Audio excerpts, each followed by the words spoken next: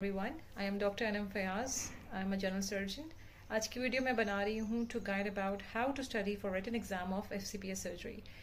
It's a frequently asked question और इसके दो कैटेगरीज हैं जिसके ऊपर मैं बात करना चाहूँगी. पहली कैटेगरी है कि what to study and second category is how to study. What to study के लिए तो personal preferences भी होती हैं बुक्स की. Some prefer reading Bailey and Love and some do not consider Bailey and Love even a standard book for postgraduate residents. So अपनी अपनी opinion है. आप पढ़ें स्टैंडर्ड बुक्स और जो बुक्स का पैटर्न है पढ़ने का, जो बुक्स की स्टैंडर्ड है, जो नाम है, वो मैं अपने ग्रुप्स में तो शेयर करती रहती हूँ. जिस चीज़ के बारे में वीडियो बना रही हूँ जो मेरे लिहाज से बहुत हेल्पफुल हो सकती है वो है हाउ टू स्टडी. तो हाउ टू स्टडी में ये है कि आई एक्सपेक्ट कि IIMM एग्ज़ाम के लिए आपने जनरल सर्जरी का पोर्शन जो है वो बहुत अच्छे से पढ़ा होगा. नहीं पढ़ा then you have to study it well for part 2 level also. पहली बात. दूसरी बात ये कि आप एक अपना स्केड्यूल बनाएं. Make a schedule. आपने कितने ड्यूरेशन में क्या चीज़ किस तरह से पढ़नी है. आपके पास कुछ टेक्स्ट बुक्स हैं और आपके पास कुछ MCQ बुक्स हैं जो कि स्टैंडर्ड बुक्स हैं. इसके अलावा पास्ट पूल्स होते हैं जो रिकॉल्स बेस्ड होते हैं और उसके ऊपर लोग अपने इराटा बनाते हैं, शेयर करते हैं. बहुत ज़्यादा कॉमन मिस्टेक ये है कि उनकी इराटा के ऊपर लोग रिलाई करके एग्ज़ाम में अपीयर हो जाते हैं. तो आपने ये चीज़ नहीं करनी कि आपने सिर्फ इसके ऊपर रिलाई नहीं करना. आपने जो करना है वो ये है कि अपनी मेहनत के ऊपर रिलाई करना है. एक तरफ आप अपनी कोर थ्योरी की नॉलेज को बहुत अच्छा से प्रिपेयर कर रहे हैं और दूसरी तरफ आप तैयार कर रहे हैं MCQs को. सो आपने ये करना है कि जो आपके पास MCQs हैं आपने उनको डिस्क्रिप्शन के साथ पढ़ना है और आपने अपनी थ्योरी को साथ साथ चलाते जाना है जिस तरह भी आपके स्केड्यूल में जो चीज़ आ रही है.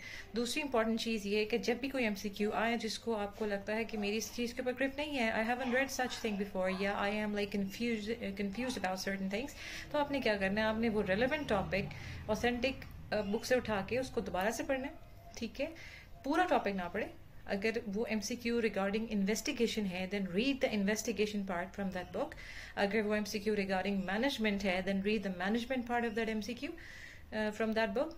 इससे ये होगा कि एक ही टॉपिक की जो मोस्ट कॉमनली आस्क्ड चीज़ है, चाहे वो मैनेजमेंट है, चाहे वो इन्वेस्टिगेशन है, जब आप उसको रिपीटेडली पढ़ते हैं then it starts getting to your core memory. वो आपकी कोर मेमोरी में जाके बैठना शुरू हो जाती है.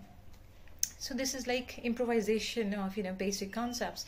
तो वो आपने उसको पढ़ते जाना है रिपीटेडली और जब आप उसको रिवाइज करेंगे as a part of your theory that is separate. तो इस तरह से आपकी बुक की जो है एक पेज मेमोरी बन जाएगी कि ये टॉपिक आपने इस बुक से इस जगह से पढ़ा है. उस बुक में यहाँ पर एक टेबल है, उस टेबल में ये चीज़ लिखी है, इस जगह एक तस्वीर है, उस तस्वीर में ये चीज़ बनी हुई है, एक फ्लो चार्ट है, फ्लो चार्ट पर ऐसा कुछ लिखा हुआ है. तो रिपीटेडली पढ़ना इज़ द की. ठीक है ना.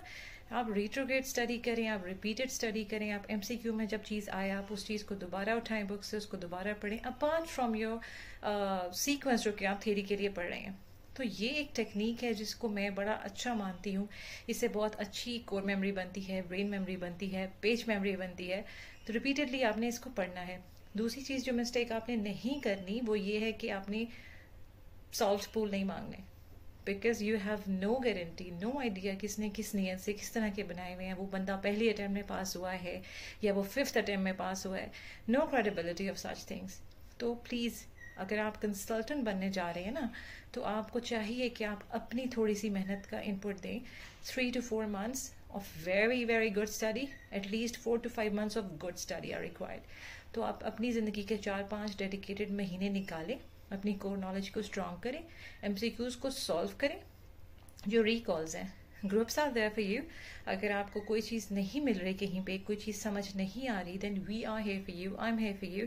आप उसको ग्रुप में पोस्ट करें, हम उसको डिस्कस करेंगे, उसके रेफरेंसेस निकालेंगे, उसको ढूंढ के देंगे, उसको सॉल्व आउट करेंगे इंशाल्लाह. तो ये छोटा सा मैसेज था आप लोगों के लिए. I hope it will help you guys. Thank you.